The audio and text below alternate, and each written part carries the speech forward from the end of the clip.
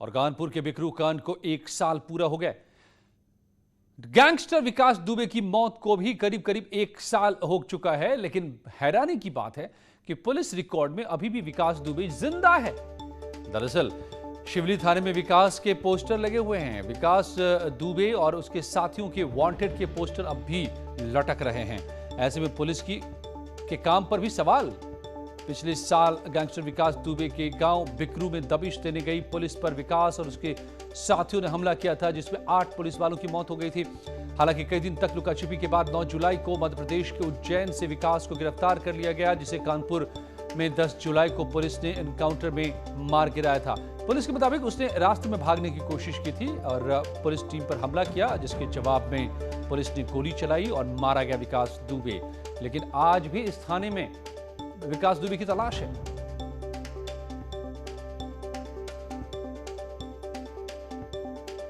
कांड को अंजाम देने वाले दुर्दांत विकास दुबे की मौत के बाद उसके खौफ का भी अंत हो गया। विकास दुबे के साथी या तो मारे गए या तो सलाखों के पीछे हैं, लेकिन पुलिस की नज़र में आज भी विकास दुबे का खौफ है। और आप देख सकते हैं कि शिवली थाने के बाहर अभी भी एक पोस्टर चिपका हुआ है, जिसमें लिखा हुआ है कि थाना चौबेपुर के गांव बिकरू प्रकरण से संबंधित संदिग्ध अभियुक्तों के नाम व फोटो, जिसमें विकास दुबे के साथ उसके तमाम साथियों के फोटो लगाए गए हैं जो उस समय फरार थे, जिन्हें अभी तक हटाया नहीं गया है। और विकास दुबे की पत्नी रीचा दुबे ने न्यूज 18 से खास बातचीत में कहा कि 1 साल बाद भी उनके पति का डेथ सर्टिफिकेट जारी नहीं किया गया है। वो दफ्तरों के चक्कर काटने को मजबूर हैं।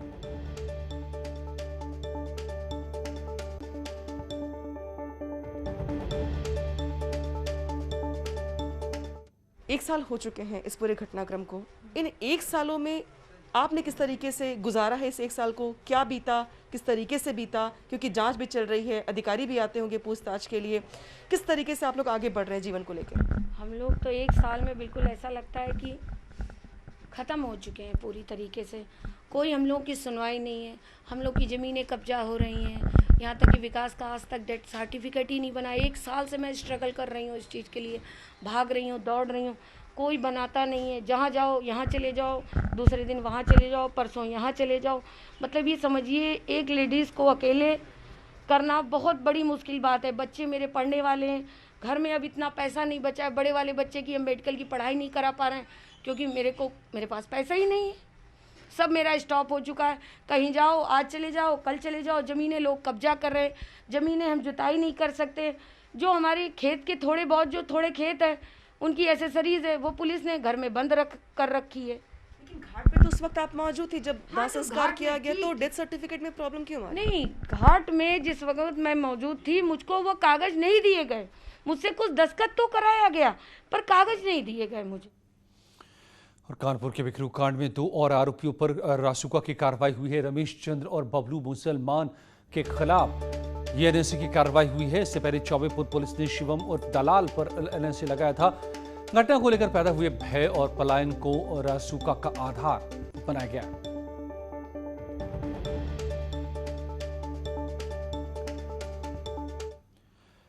गंगा जल से कोरोना के इलाज को लेकर इलाहाबाद हाईकोर्ट में एक जनहित याचिका दाखिल की गई है। याचिका में दावा किया गया है कि गंगा जल से कोरोना का इलाज मुमकिन है। इस याचिका को इलाहाबाद हाईकोर्ट ने स्वीकार कर लिया है। कोर्ट ने सेंट्रल गवर्नमेंट की एथिक्स कमेटी और आईसीएमआर को नोटिस जारी कर 6 हफ्ते में जवाब मांगा है। याचिकाकर्ता मार्च 2020 में राष्ट्रपति को गंगा जल से कोरोना के इलाज को लेकर के शोध पत्र भी भेज चुके हैं। दावे के मुताबिक 30 रुपए की लागत से बनी गंगा जल की नेजल स्प्रे के इस्तेमाल के लिए 600 लोगों की टीम बनाई गई, जिसमें 300 कोविड मरीजों को यह नेजल स्प्रे दिया गया जिनकी कोरोना रिपोर्ट नेगेटिव आई।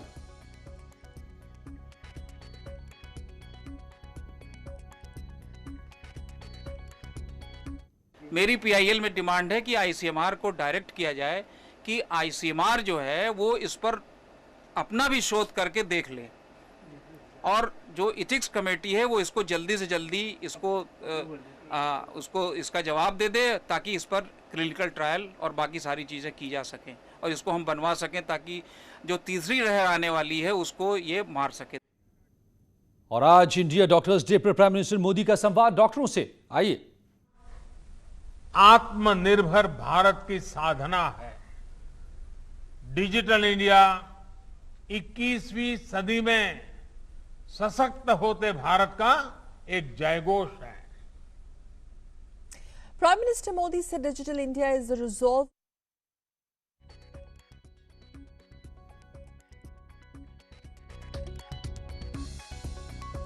दरअसल है नेशनल डॉक्टर्स डे। इस मौके पर प्राइम मिनिस्टर संवाद करने वाले हैं। हालांकि जो बात आप सुन रहे थे वो डिजिटल इंडिया की बात बता रहे थे प्राइम मिनिस्टर मोदी, लेकिन किसी भी पल डॉक्टरों से सीधे रूबरू होंगे प्राइम मिनिस्टर मोदी। कोरोना काल में जिस तरीके से डॉक्टरों ने सबसे बड़ी जंग लड़ी है फ्रंट में रहकर, गैप कम करना, इनके बीच की मुश्किलें खत्म करना और जन सामान्य की सुविधा बढ़ाना इस समय की मांग रहा है। और इसलिए डिजिटल इंडिया सामान्य नागरिक को सुविधा।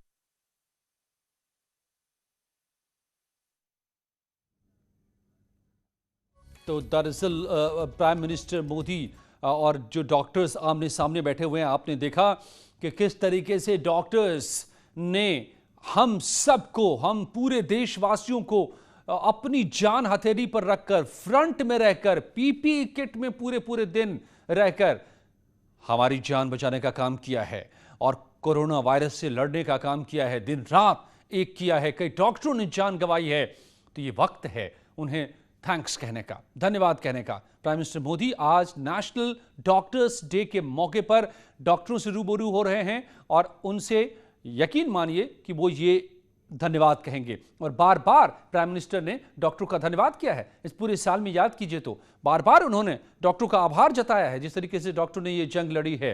तो आज नेशनल डॉक्टर्स डे पर एक बार फिर होंगे प्राइम मिनिस्टर मोदी डॉक्टरों के सामने। और पुलवामा हमले में शहीद कौशल रावत की प्रतिमा के अनावरण सहित कई मांगों को लेकर शहीद की पत्नी और परिवार के दूसरे सदस्यों ने आगरा में धरना दिया।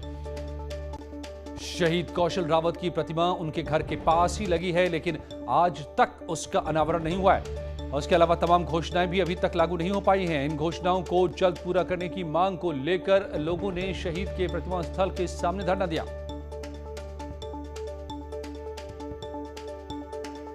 शहीद कौशल रावत की प्रतिमा के पास धरना दिया।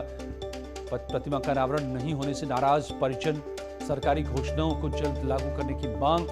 पुलवामा हमले में शहीद हुए थे और अब तक जो वादे किए गए वो पूरे नहीं हुए, इसीलिए शहीद कौशल रावत की प्रतिमा के सामने देखिए, प्रतिमा तो रखी है लेकिन कवर्ड है, ढकी हुई है प्रतिमा, अनावरण नहीं हुआ।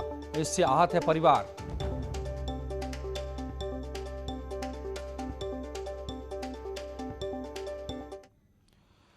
और कोरोना की तीसरी लहर में बच्चे प्रभावित न हों, इसको लेकर लगातार वैक्सीन का ट्रायल चल रहा है।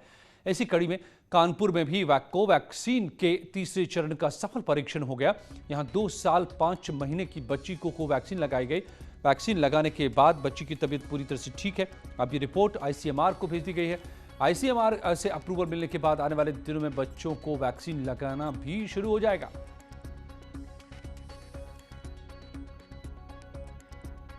फेज 2 ट्रायल था कोवैक्सीन का, जिसका हम लोगों ने किया है। इसमें सबसे छोटा बच्चा जो है वो 2 साल 6 महीने से भी नीचे था और वो बच्ची थी। बच्ची को हमने वैक्सीन लगाया। बच्ची थोड़ी देर रोई लेकिन बाद में ठीक हो गई और कोई समस्या अभी तक नहीं है। वैक्सीन लगाना इसलिए ज़रूरी है कि जो तीसरी लहर जो कोरोना की आएगी उसमें बच्चे ज़्यादा प्रभावित होने की संभावना। तीसरी लहर की आशंका को जहन में रखते हुए कानपुर के चिकित्सकों ने ट्रायल का काम पूरा कर लिया है।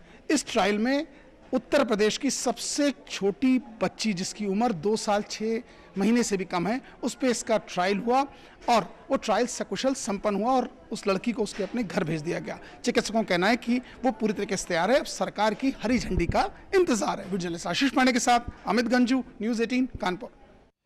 और नेटवर्क 18 फेडरल बैंक संजीवनी गाड़ी देश में कोरोना प्रभावित इलाकों की यात्रा कर रही है। वैक्सीन को लेकर जागरूकता लाने में सहयोग देकर आप भी हमारी मदद कर सकते हैं। आपको दिखाते हैं आज संजीवनी गाड़ी किन इलाकों का दौरा कर रही है।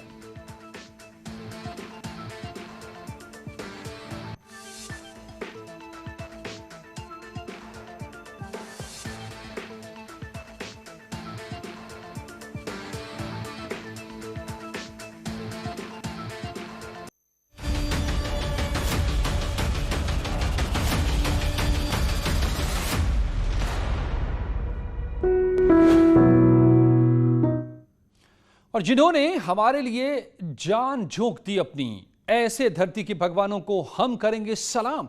आप भी कर सकते हैं उन्हें धन्यवाद। बनाएं अपना वीडियो और भेज दें इस नंबर पर। हमारा नंबर है 7013804072 7013804072। और जो बेहतरीन वीडियोस होंगे उन्हें हम न्यूज़ 18 पर दिखाएंगे।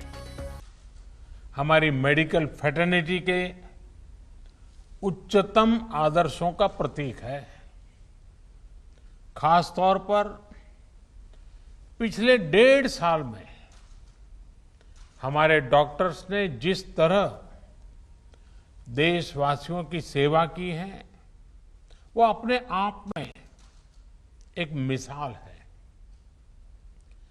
मैं 130 करोड़ देशवासियों की ओर से देश के सभी डॉक्टर्स को धन्यवाद देता हूं, आभार प्रकट करता हूं। साथियों, डॉक्टर्स को ईश्वर का दूसरा रूप कहा जाता है, और वो ऐसे ही नहीं कहा जाता। कितने ही लोग ऐसे होंगे जिनका जीवन किसी संकट में पड़ा होगा, किसी बीमारी या दुर्घटना का शिकार हुआ होगा, या फिर कई बार हमें ऐसा लगने लगता है कि क्या हम किसी हमारे अपने को खो देंगे।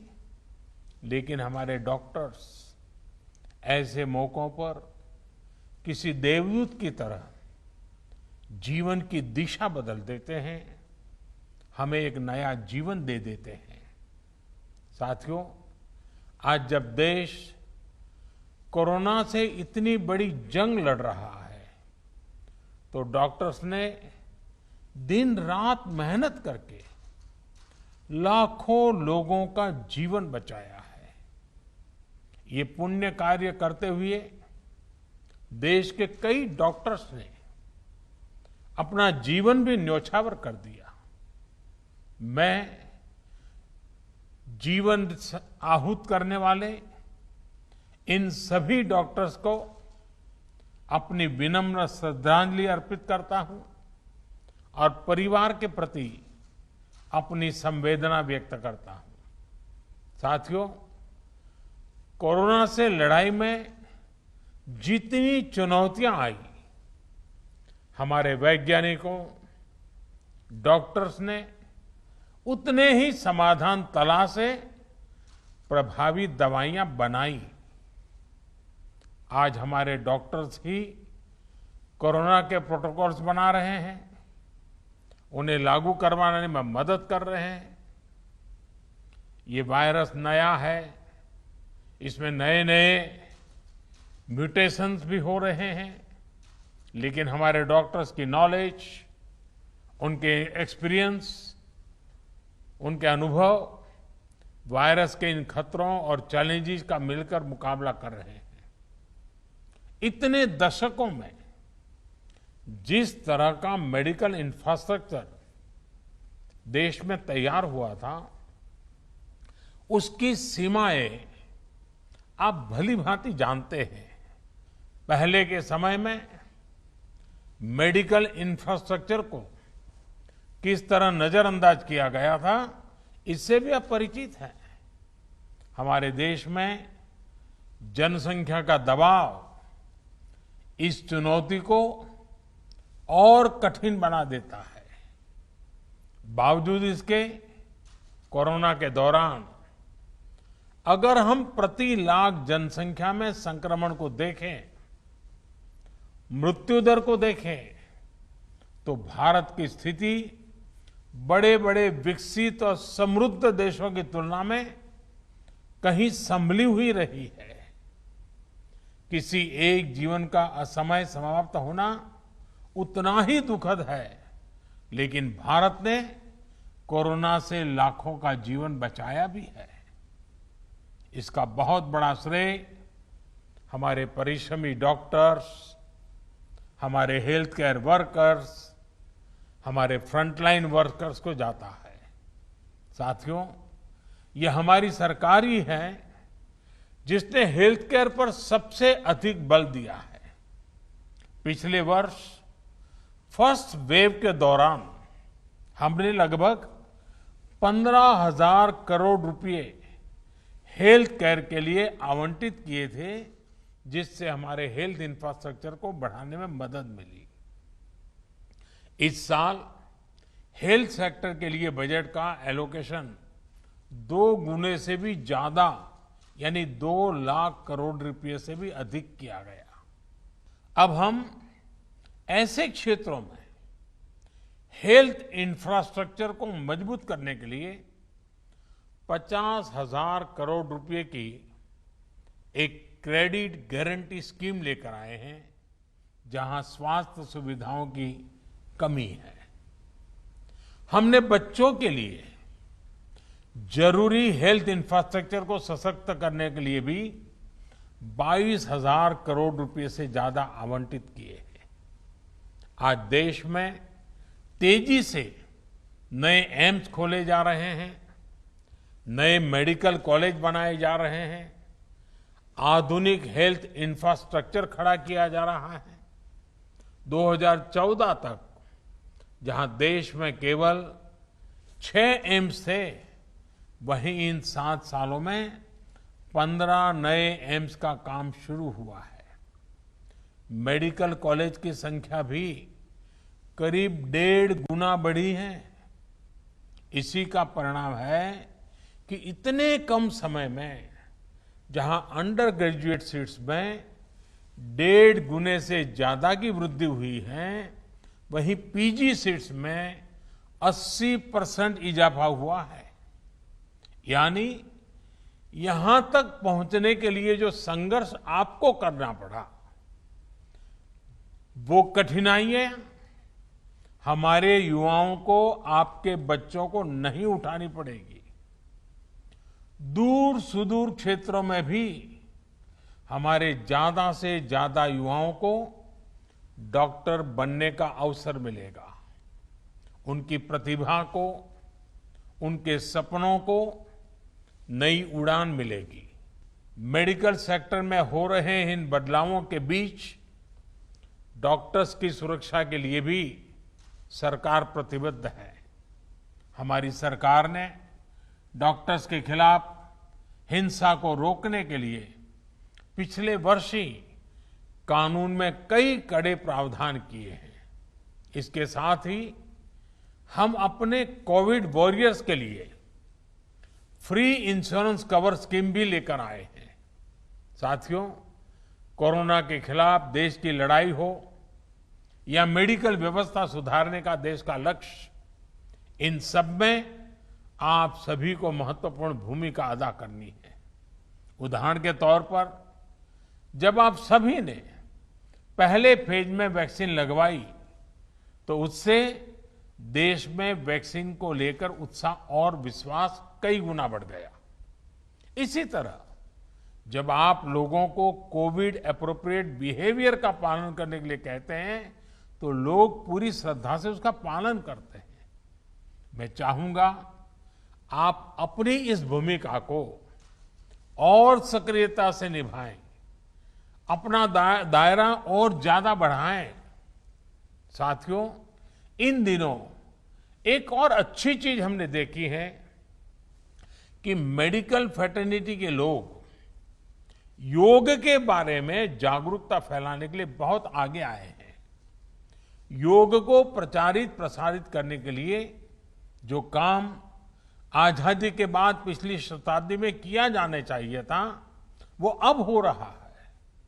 इस कोरोना के काल में योग, प्राणायाम का लोगों के स्वास्थ्य पर किस तरह सकारात्मक प्रभाव पड़ रहा है, पोस्ट कोविड कॉम्प्लिकेशन से निपटने में योग किस तरह मदद कर रहा है, इसके लिए आधुनिक मेडिकल साइंस से जुड़े कई संस्थानों द्वारा एविडेंस बेस्ड स्टडीज कराई जा रही है। इस पर आप में से कई लोग काफी समय दे रहे हैं। साथियों, आप लोग मेडिकल साइंस को जानते हैं, एक्सपर्ट हैं, स्पेशलिस्ट हैं और एक भारतीय को योग को समझना भी स्वाभाविक रूप से आसान होता है। जब आप लोग योग पर स्टडी करते हैं तो पूरी दुनिया इसे बहुत सीरियसली लेती है। क्या IIMA इसे मिशन मोड में आगे बढ़ा सकती है? योग पर एविडेंस बेस्ड स्टडीज को साइंटिफिक तरीके से आगे ले जा सकती है। एक प्रयास ये भी हो सकता है कि योग पर स्टडीज को इंटरनेशनल जर्नल्स में पब्लिश किया जाए, उसे प्रचारित किया जाए। मुझे विश्वास है कि ये स्टडीज दुनिया भर में डॉक्टर्स को, अपने पेशेंट्स को योग के बारे में और जागरूक करने के लिए भी प्रोत्साहित करेगी। साथियों, जब भी हार्ड वर्क, टैलेंट और स्किल की बात आती है तो इनमें आपका कोई मुकाबला नहीं है।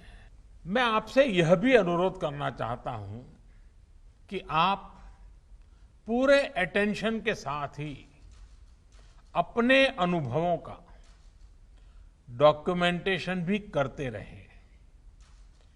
पेशेंट के साथ आपके एक्सपीरियंसेस का डॉक्यूमेंटेशन बहुत ही अहम है।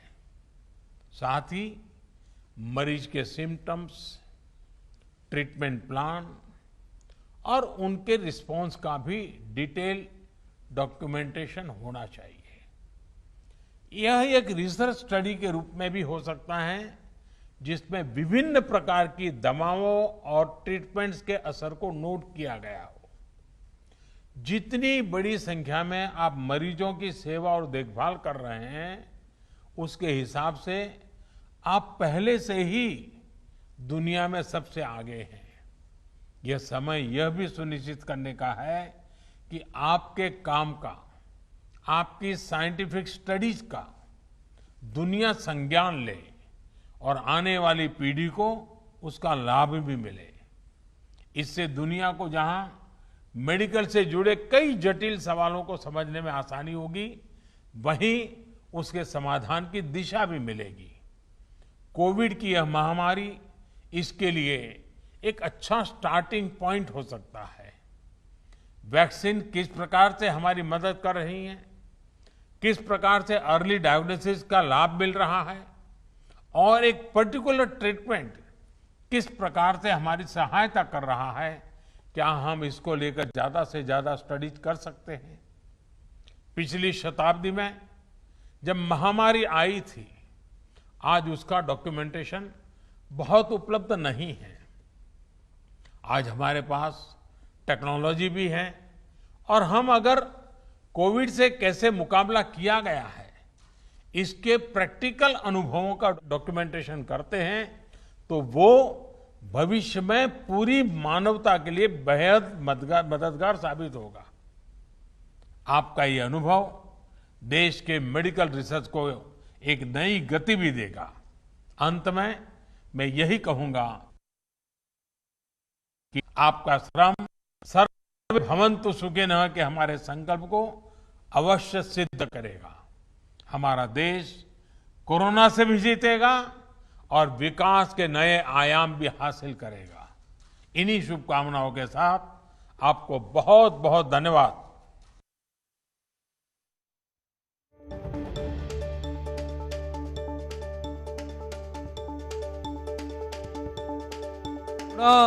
के बीच डॉक्टर दे रहे हैं नया जीवन। डॉक्टरों को पूरे देश की तरफ से धन्यवाद, आभार डॉक्टरों का। शहीद हुए डॉक्टरों को नमन। कोरोना से बचा रहे हैं हमें डॉक्टर, कोरोना से खुद लड़ रहे हैं अपनी जान की बाजी लगाकर डॉक्टर। ऐसे डॉक्टरों का नमन, उनका आभार, उनको धन्यवाद। प्राइम मिनिस्टर मोदी आमने सामने जब हुए डॉक्टरों के आज नेशनल डॉक्टर्स डे पर, तो उन्होंने यही बातें कही डॉक्टरों से। लेकिन एक और बड़ी बात भी उन्होंने कही कि क्या योग के बारे में डॉक्टर्स रिसर्च कर सकते हैं और उसको पूरी दुनिया में वैज्ञानिक तरीके से दुनिया के सामने रख सकते हैं।